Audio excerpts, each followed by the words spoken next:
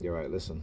So they started to, uh, with the noise campaign, the police sirens, the helicopters flying above. Why? I had to call Pam. The kids are, they have school tomorrow, but they're not going to school physically. They have virtual school. And just to I'm calling her just to see if she knows this and what she's going to do tomorrow with the kids because they have school. Uh, she didn't answer, so I was speaking to somebody else, and she called back. So I said to her, "Okay, I'll call you back." Just got off the phone, calling her back. Her phone's not ringing. There's like a long pause. It's like the phone is trying to uh, ring or what have you, but it's not ringing. They've done this before. They've done it with with my phone, with her phone, with Ethan's phone. Whereas the phone, they would not hear their phone ringing, even though their phone is on. It's not turned off because I know, right? Usually, if their phone is turned off, um, or if it goes to voicemail, it will go to voicemail automatically. It wouldn't just be like this long uh, um, silence and then go to voicemail. All right. So again, just like I said, this is what they try to do. This is what they're doing, and it is a pattern that they will revert back to. I talk about how they use the same tactics, the same methods, the same patterns over and over again. This is just this all over again, a repetition of this. Even today, when I called my son, called him on his phone. His phone was ringing. He didn't answer. So I asked him. I said, why is your phone? Why you didn't answer your phone? I called you. He was like, well, his phone is on silent. I was like, well, I called you earlier, and you answered. All right.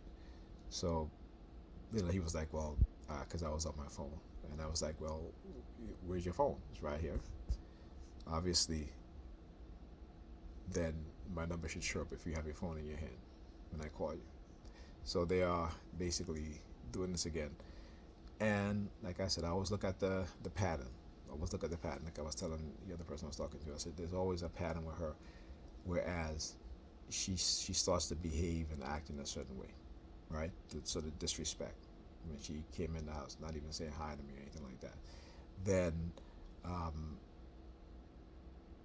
it starts with the cycle over again. And I keep telling her, I said, listen, there's no need for you to act like that, right? I don't act like that towards you, or you act like this. But again, it's a state-sponsored program, manipulation tactics to try to get, particularly black men and black women at odds with each other, particularly if they have kids. Why? Because the states make money off of child support. So whether you're taking care of your kid or not, they are manipulating these women to put men on child support, even though you are taking care of your kids. Right? Why? Like I said, because they make money off of it. They are vested into creating these sort of conflicts, right? Because they profit off of it. It's about profit, right? And they profit off of it. So, you know, like I said, we have to be much more aware of what is going on, what it is that they're doing, how they're doing it, how they're manipulating us. And particularly, like I said, these are also these religious fanatics who will also seek to destroy your life because you're not a Christian. Okay, because you may choose another religion over Christianity or no religion at all. Right? They are so indoctrinated with the belief system of some God. And I was telling them, I said, go and look at the etymology of the word, where it came from. People in ancient time never used the word God. Okay? It is a German word. All right? It isn't rooted in any Semitic language. Okay? That is a German word. Understand that, right? So when you know these things, like I said, they may try to manipulate you, they may try to get you angry, they may try to, you know, and because you don't know, they will succeed.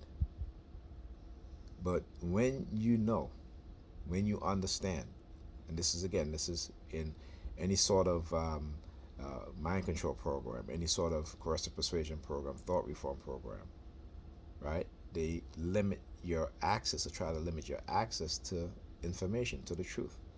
Why? Because they're all about deception and lies. Okay? And so for me, as for other TIs, we always say, oh, they're trying to make an example out of us. Well, you know, it's a bad example, and a pretty bad example if you ask me, right? So we have to make an example out of them, which is exposing what it is that they're doing, so others would know. So when they try to do it to somebody else, you know, they will be stopped in their tracks. All right? So with that being said, again, I'll talk to you guys in the next video.